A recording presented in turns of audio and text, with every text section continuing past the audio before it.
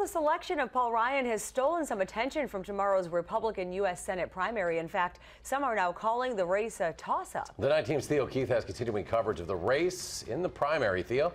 Eric, all bets are off. The GAB estimated a 20% turnout, but there are so many questions about whether that's high or low, or who benefits if it is high or low. And as we found out, the questions are tough to answer.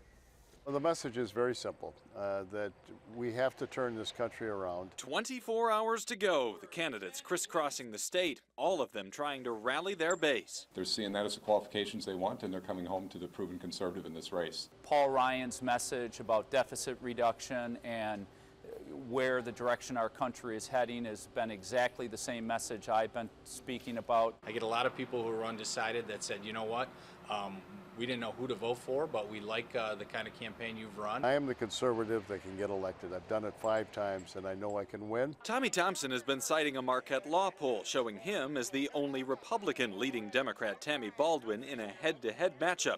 He says it's because he can win independent voters. Mark Newman, who polls even with Baldwin, has been branding himself as a true conservative.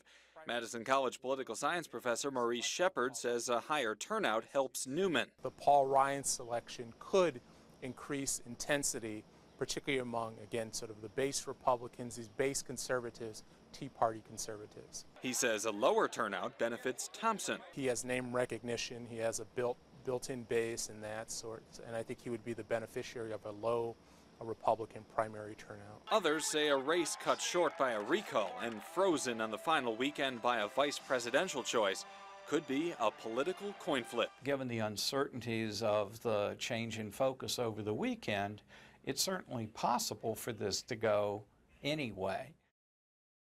And Charles Franklin, he headed the Marquette law poll, he says there are 2 theories on turnout. One is that the Ryan pick could energize voters. The other is that voters have simply faced so many distractions this summer that they've written this election off. We, of course, will have to wait and see what tomorrow brings. And, of course, we'll have all the coverage tomorrow at 6 and 10. Theo, thanks.